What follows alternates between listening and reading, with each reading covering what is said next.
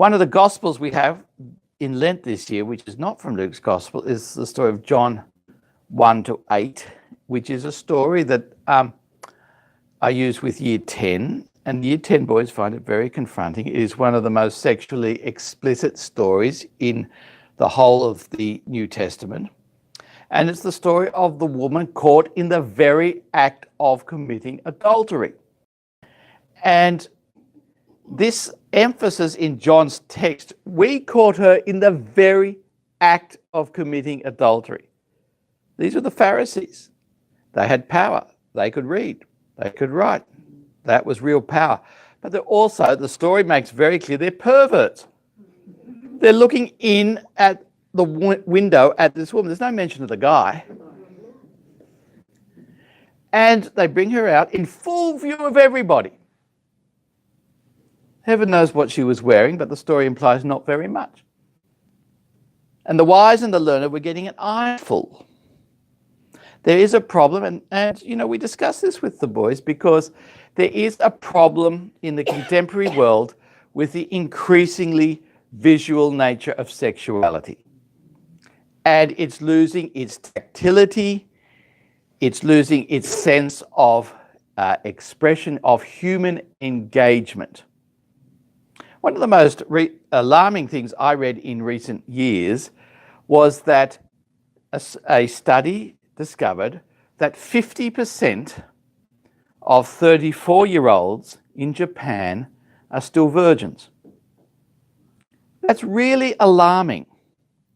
Why? Because it means they simply have not found the need or the ability to create those human relationships. They have been part of a culture in which sexuality has become an entirely visual phenomenon. And really, this is the heart of a moral crisis because it's about the dehumanization. And here are the Pharisees, the wise ones, the ones who can read, who are checking this woman out, looking through the window. They bring her out. The whole thing so far is visual. And they try to trick Jesus. It says in the law of Moses that she should be put to death by stoning. What do you say? And what does Jesus do? He sits on the ground. Why does he sit on the ground? Well, he assumes a position of less power. The woman is standing.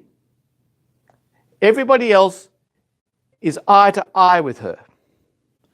Jesus is below eye level, and he starts writing in the sand. There's also the legends about what he was writing. One of the legends is he was writing down all the sins of the Pharisees, but that's not in the text. He was writing in the ground. Why? He's actually not going to burn her with his eyes. He's not checking her out, unlike all the others.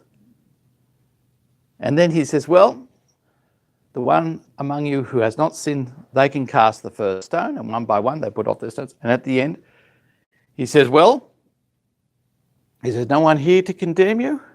No, no one. And he said, well, I'm not going to condemn you. Go and sin no more. And when Jesus says go and sin no more, it's his way of saying, go and be free. When he says to the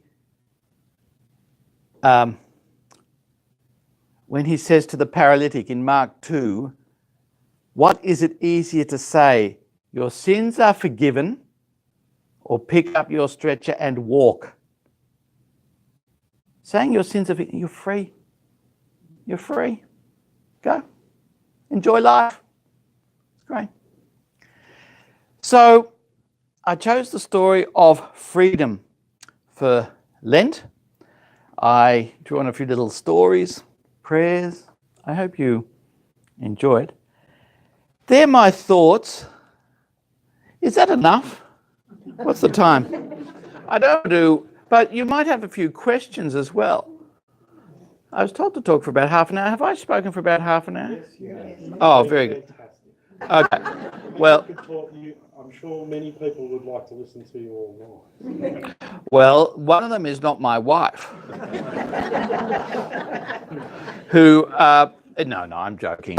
I'm very lucky. I wouldn't make a joke like that if we didn't have it. But look, does anyone want to ask something or say something? Well, when you put in the 3 readings, in the thing, was your intention for people to read out loud that, or was that to the weeks of it? Oh, in the book? Yeah, the only text is the gospel text, but there's references to the other ones.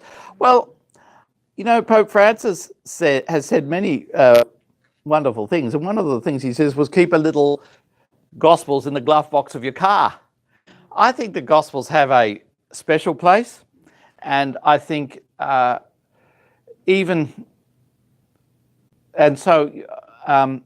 suppose there are other times I could have put or something like that, but I really think the Gospel is really the hub of the story. So I gave it more prominence. Yeah. Was your idea that also that people would read those other readings prior to coming? Or they could read them together. That doesn't take very long. No, because they're not long. I mean, no. The first week's not long. No. Yeah, I think that's a nice idea. And not to read them too quickly. Because sometimes at Mass, the readers belt them out, And the best reader we ever had, we had a few great readers in my time, but when we lived up the country, the guy who often read had emphysema, which was great because the reading took forever. And you could the priest had emphysema too. In fact, he used to leave his ciggies on the altar and light the candles with his cigarette lighter. But he'd been a chaplain on the Snowy Mountain scheme. He was salt of the earth, the old blue collar guy, I wish we had a few more, guys like these. Brilliant. Anyway, any other questions you'd like to? Yes, ma'am. An existential question with a bit of Ecclesiastes thrown in. Oh, yes. Is there? Okay, so what the question is, you were listening to Jane Caro on the radio, and she was talking about what a revolution the pill was for her generation back in time. But she also reflected that perhaps it devalued. Yeah, but I'm wondering. You're wondering that, yep. And you're asking, is there anything new under the sun?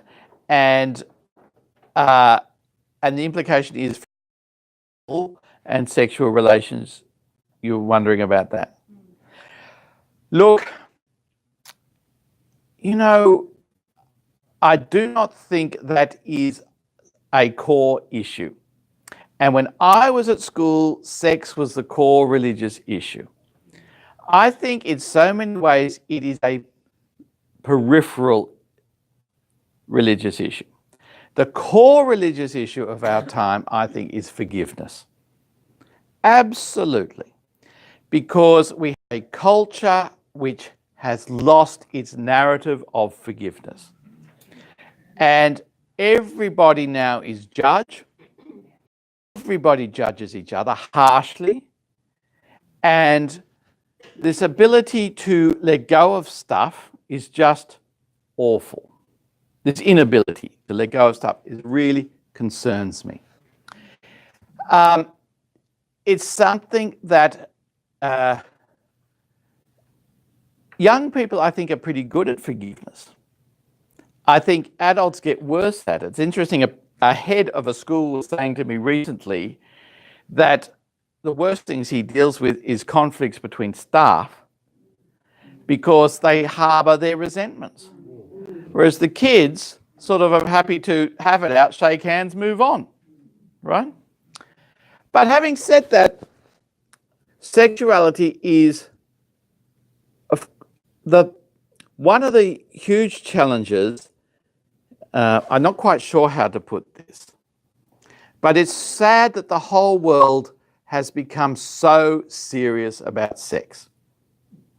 Sex has been the source of comedy for countless generations. People being nervous on a first date, people asking somebody for a dance, will I get a Valentine? All these little nervous, sweet things, right? Now there's such a gender on it. You know, and this comes from every side, that people just like, you know, people have to fit into little boxes and categories and labels, and there's, I don't think it hurts young people to experience the kind of nervousness around sexuality that we all did. You know, will she look at me? Have I got too many pimples? All this sort of stuff. I think that's great to be all at sea. You know, I just think everybody wants to turn sex into a program. It's not. Now, gay kids, of which I've taught stacks. And I think it is, and they're great. The church makes sympathetic noises. The catechism is hopelessly conflicted, because the catechism in one paragraph says that under no circumstance are gay people to be discriminated against in any way. Next paragraph, under no circumstances are they to have sex. So that does strike me as a very significant form of discrimination, to be honest. The only thing that the church can say to young gay people, yeah, they can say nice, make sympathy, but they basically say, you can't have sex for the whole of your life, ever, in any situation, with anybody. Tough, unless you lie. That's the church's position. It's a nonsense. Now, sure, I tell the kids over and over again, the best place for sex is marriage, because it is a place of such vulnerability, and, you know, it's serious, it gets trivialized. So surely if we want to, you know, I just think that gay marriage is 100% consistent with Catholic teaching. 100%. And this is an area where we will see grow, perhaps not in our lifetime, but soon enough. That's what I think. But none of this answers your question, does it? No, sorry. Have I? Do you use the word sacred? About sex? Anything. Start with sex. Sure. Well, I think this whole issue of reverence is really interesting, because I went off my head at a group of senior students this morning. When I say I went off my head, I mean I got very shirty with them, because we were having chapel time this morning, and they came in like they were coming into a movie theatre, right? Blah, blah, blah, talk. And my son did Taekwondo for a few years, and he loved it.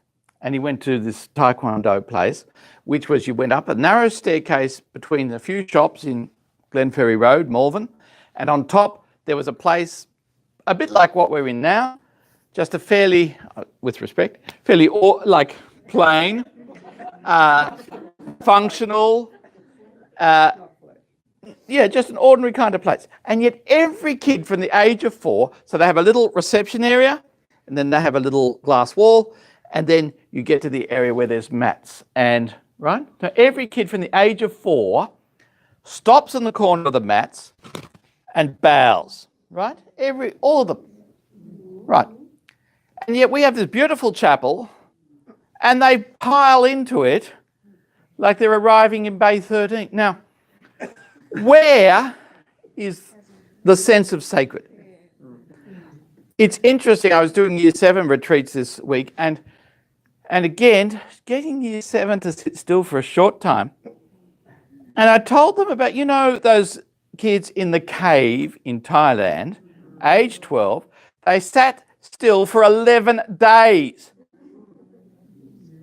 They'd all spent time in monasteries. I said, I couldn't see you boys doing that. They said, oh, sir, if we had to. I said, you can't sit still for 11 minutes.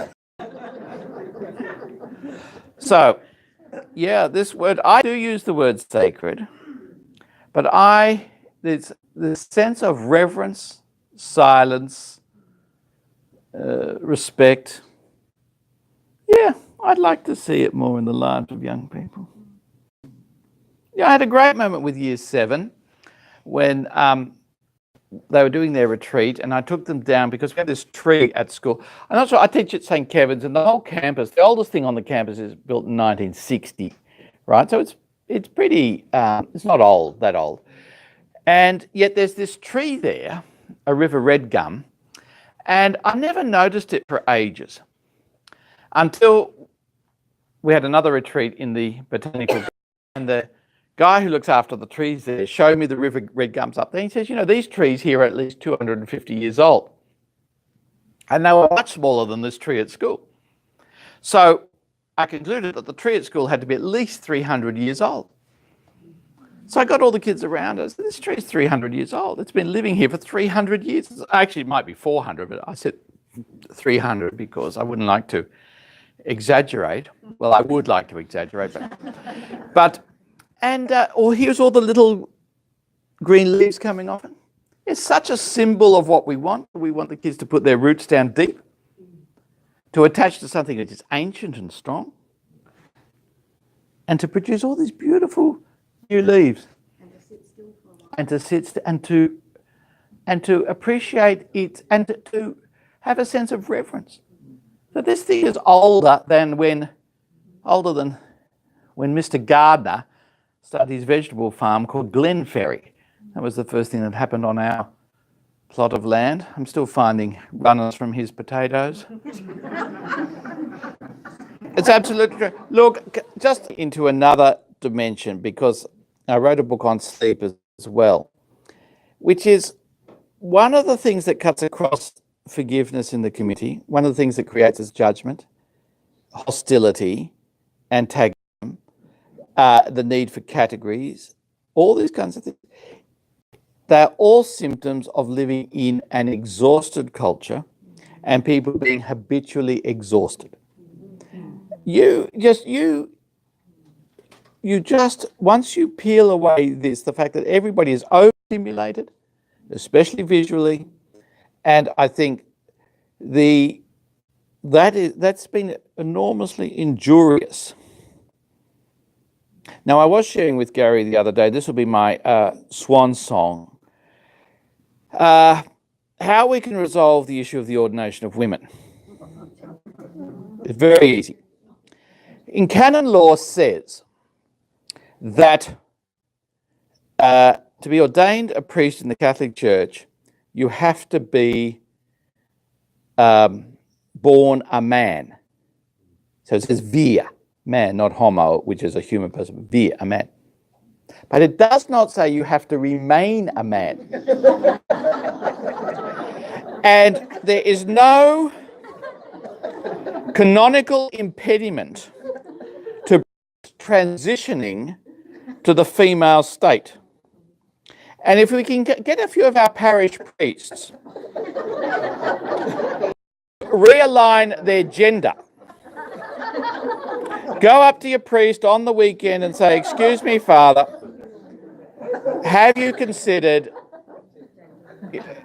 moving over and becoming a... That will accustom everybody to having women priests. You know, just say to him, look, Father, you might not have thought about it. It might not suit you, but it's for the good of the church.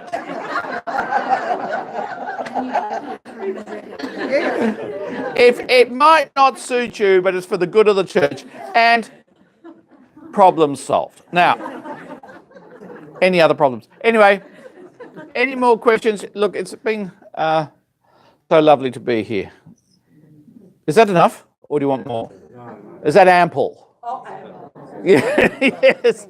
Thank you. Good. Thank you, Mike.